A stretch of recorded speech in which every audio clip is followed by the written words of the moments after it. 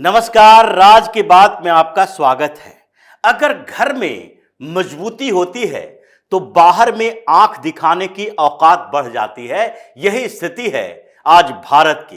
PM Modi की आज सबसे बेहतरीन कूटनीति देखने को मिली।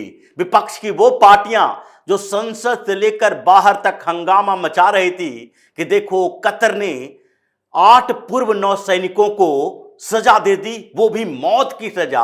अचानक से गिरफ्तारी हुई, उन्हें डेथ पेनाल्टी दिया गया और उसके बाद लगने लगा कि अब तो भारत अरब में कमजोर दिखाई पड़ रहा है। भारत के ही पूर्व नौसेना अधिकारियों को वहां पर मौत की सजा होती है। कतर की सरकार यह भी नहीं बताती है कि इनके खिलाफ चार्जेज क्या है। यह भारत की बड़ी कूटनीतिक हार है। लेकिन उस समय भी डॉक्टर एस जयशंकर, प्रधानमंत्री नरेंद्र मोदी, ये दोनों ने बार बार कहा था मौत के मुंह से खींचकर हम इन अपने पूर्व सेना अधिकारियों को घर वापस लाएंगे। और ज्यादा समय नहीं हुआ, यह दिसंबर में मौत की सजा हुई। भारत सरकार का कंसर्न हुआ क्योंकि अगस्त 2022 में गिरफ्तारी लोगों के हुए थे। ये लोग दहरा ग्लोबल्स में काम करते थे कतर के अंदर, क्योंकि इनके पास नौसेना में एक्सपर्टीज थी। 3 इसमें कैप्टन थे, 4 कमांडर थे और 1 सेलर। वहां पर जो कतर में अलग अलग एजेंसियां हैं जो कि वहां पर सुरक्षा प्रदान करती है, सरकार के लिए काम करती है, सेल परचेज होता है, हथियारों के सौदे होते हैं और सरकार के एजेंसियों के पास भी इतनी एक्सपर्टीज नहीं है।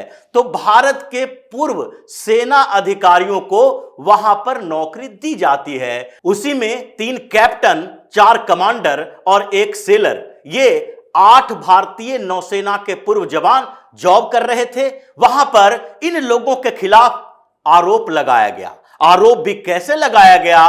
क्योंकि उस समय अरब में एक हंगामा चल रहा था और हंगामा इस बात को लेकर था कि हिंदुस्तान के अंदर मुसलमानों को परेशान किया जा रहा है। नुपुर शर्मा की टिप्पणी के बाद अरब से मैसेज आ रहे थे, सरकार को कहा जा रहा था देखिए वहां पर मोहम्मद साहब के खिलाफ उलुल जुलुल बातें कही जाती है, इन्हें रोका जाए। लेकिन इसके साथ ही धीरे धीरे यह मामला आगे बढ़ा और फिर जब इन लोगों को गिरफ्तार किया गया और फिर दिसंबर में मौत की सजा सुनाई गई तो इनके परिवार वाले भी सरकार के संपर्क में आए।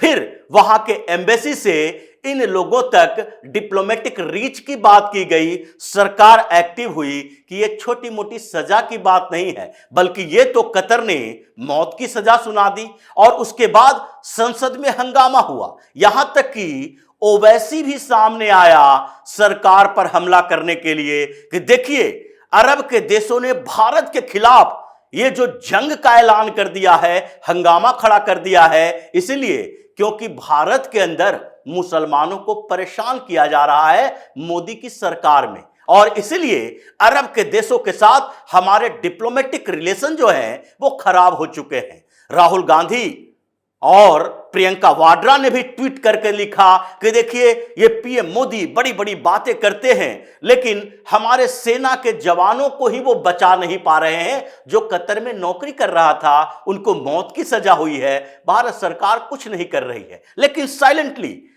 डॉक्टर एस जयशंकर ने कतर के साथ बातचीत शुरू की और पीएम मोदी ने भी बातचीत की। बातचीत ही नहीं की, यह भी कहा कि यह सही दिशा में काम नहीं हो रहा है। अगर हमारे पूर्व नौसैनिकों को छोड़ा नहीं गया तो अरब के लिए भी यह अच्छा नहीं होगा, क्योंकि भारत अपने नौसैनिकों को वापस लाने के लिए प्रतिबद्ध है। डॉक्टर एस जयशंकर भी वही डिप्लोमेसी के लिए अरब की तरफ बढ़े। सऊदी अरब गए, यूएई गए और उसके बाद कतर से भी बातचीत शुरू हुई।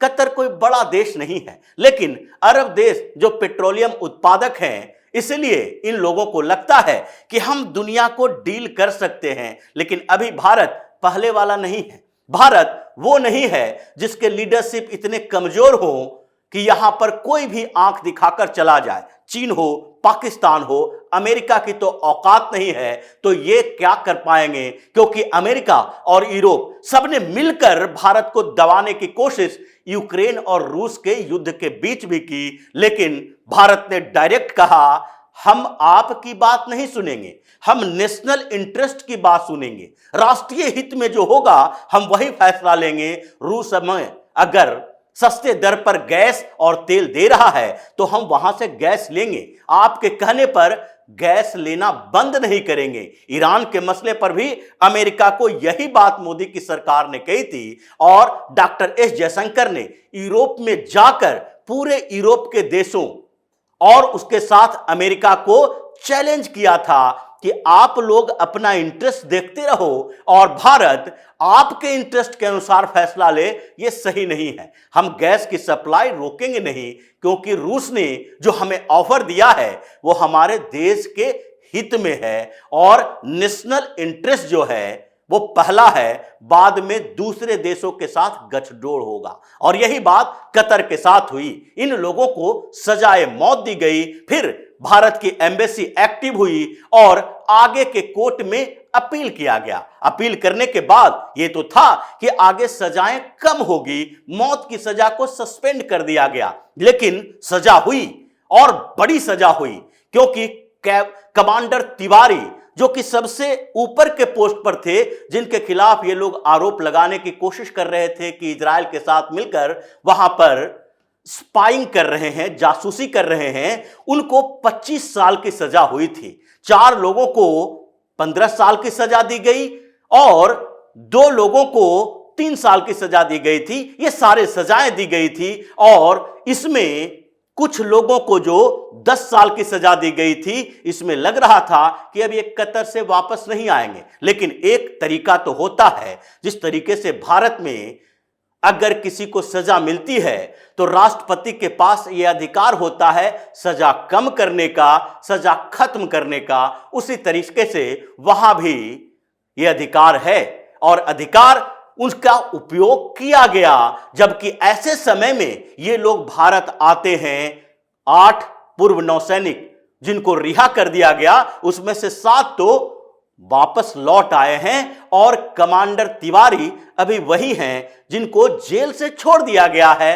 वो कुछ फॉर्मेलिटी अपनी पूरी करके आ जाएंगे वापस, लेकिन ये कब आए, किस समय आए, ये भी बड़ा एक ऐसा मौका है जिसे देखा जाना चाहिए अरब के साथ भारतीय डिप्लोमेसी को लेकर, क्योंकि प्रधानमंत्री नरेंद्र मोदी 13 और 14 तारीख को यूएई जाने वाले हैं। वहां अबू धाबी में पहला बड़ा मंदिर, अक्षरधाम मंदिर, हिंदू मंदिर का उद्घाटन करेंगे और यूएई की तरफ से बार बार बयान आ रहा है कि हमने पूरे सामंजस्य बिठाने के लिए, हिंदुओं के लिए हमने एक बड़ा काम किया है, जिससे कि हमें भारत के साथ कल्चरल रिलेशन बढ़ाने में सहयोग मिलेगा। पीएम मोदी 2 दिन के दौरे पर यूएई जा रहे हैं और उससे 2 दिन पहले एक बड़ा फैसला कतर की तरफ से आता है कि आपके 8 पूर्व नौसैनिकों को रिहा कर दिया गया है। अब यह सवाल उठता है कि अरब के साथ भारत के संबंधों को लेकर जो सवाल उठा रहे हैं, उन लोगों को अब कुछ बोलना चाहिए। मीडिया में भी थोड़ा सन्नाटा है, किसी ने इस खबर को बड़े स्तर पर नहीं उठाया कि जिसके मौत की सजा को लेकर दिन भर मीडिया में खबरें चलती रही, विपक्षी पार्टी के नेताओं से बातचीत की जाती रही, सरकार पर सवाल उठाए जाते रहे, उनकी रिहाई पर सन्नाटा पसरा है, क्योंकि विपक्षी पार्टी के नेता भी इसे भारत की कूटनीतिक जीत नहीं कह रहे। पीएम मोदी की बेजोड़ कूटनीति की बात नहीं करेंगे, न ही मीडिया में इसकी चर्चा करेंगे, ताकि यह खबर ऐसे ही दब के रह जाए कि ऐसे कैसे हो सकता है। चुनाव से कुछ समय पहले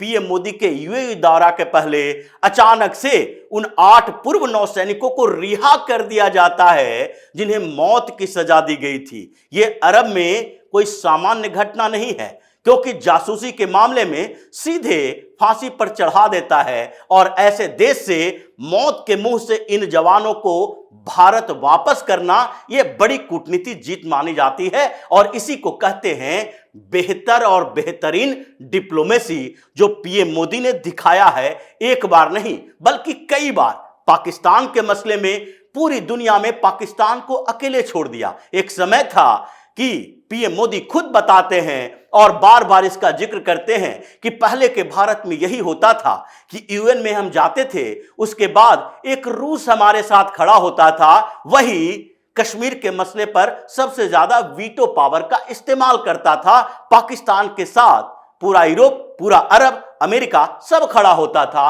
आज ऐसी स्थिति है कि पाकिस्तान के साथ केवल एक देश यानी चीन खड़ा होता है, पूरी दुनिया भारत के साथ खड़ी है। और ये अगर डिप्लोमेटिक विन नहीं है, कूटनीतिक जीत नहीं है, तो इसे और क्या कहा जा सकता है। चीन भी भारत के साथ संबंध बनाने के लिए तड़फड़ाता रहता है, बार बार कहता है बॉर्डर डिस्प्यूट तो चलता रहेगा, लेकिन अभी सबसे बड़ी समस्या जो है वो आर्थिक लेन देन की है। हमारे व्यापार के संबंध अच्छे होने चाहिए। भारत बार बार चीन हो या पाकिस्तान हो, सबसे कहता है कि तुम अगर आतंकवाद के साथ चलोगे तो हम तुम्हारे साथ व्यापारिक संबंध स्थापित नहीं कर सकते, आगे नहीं बढ़ा सकते। इसे कहते हैं देश की ताकत दुनिया के सामने दिखाना। और यही वजह है कि पीएम मोदी ने कहा है कि ये विकसित, अर्ध विकसित, पूर्ण विकसित, इस कैटेगरी से बाहर निकलने का समय आ चुका है। अगले 10 साल में भारत इस कैटेगरी से नहीं निकलेगा, क्योंकि ये तो इकोनॉमिक कैटेगरी है, आर्थिक कैटेगरी है, आर्थिक श्रेणी बनाया गया है कि ये अर्ध विकसित देश हैं, ये विकासशील देश हैं, ये विकसित देश हैं। लेकिन जब दुनिया की सत्ता का केंद्र भारत को बनना है तो उसके लिए केवल आर्थिक पहलुओं को नहीं, बल्कि आध्यात्मिक से लेकर सैनिक तक हर मामले में भारत को केंद्र दुनिया का बनना पड़ेगा। और आध्यात्मिक ताकत भी इसमें जरूरी है। इसलिए भव्य राम मंदिर बनाया गया ताकि दुनिया ये देख सके कि भारत अपनी सनातन परंपराओं को कैसे बेहतर तरीके से सुरक्षित करके रखा हुआ है। और आध्यात्मिक ताकत के साथ विश्व गुरु बनने की ओर भारत चल पड़ा, क्योंकि भारतीय विरासत अध्यात्म से ही जुड़ी हुई है। फिर सैन्य ताकत पाकिस्तान के साथ भी दिखाया कि अगर तुम हमारे खिलाफ आतंकवादी भेजोगे तो हम तुम्हारे घर में घुसकर मारेंगे। अमेरिका बोल रहा था पाकिस्तान से, देख लो, समझ लो, अभिनंदन को नहीं छोड़े तो भारत कुछ बड़ा करने वाला है। क्योंकि भारत अब पहले वाला नहीं है। पीएम मोदी कोई भी बड़ा फैसला लेने से पहले केवल राष्ट्रीय हित सोचते हैं, ये दुनिया के हितों को नहीं सोचते। उसी तरीके से भारत ने अपनी ताकत दिखाई चीन के मसले पर, पाकिस्तान के मसले पर, और दुनिया भर के देशों को हैरान किया, क्योंकि अब ये नया भारत है। और इसीलिए यह सबसे बड़ी कूटनीतिक जीत मानी जाती है कि अरब के किसी देश से अपने पूर्व नौसैनिकों को, जिसके ऊपर जासूसी का आरोप लगाया है, जिसे मौत की सजा दी गई है, उसे मौत के मुंह से खींचकर देश में वापस लाना ये छोटी मोटी बात नहीं है। तो इसी तरह की खबरों के साथ फिर से हाजिर होंगे। तब तक के लिए बन रहिए हमारे साथ और देते रहिए हमें सहयोग, ताकि इसी तरह की खबर हम आपके लिए लाते रहें। धन्यवाद।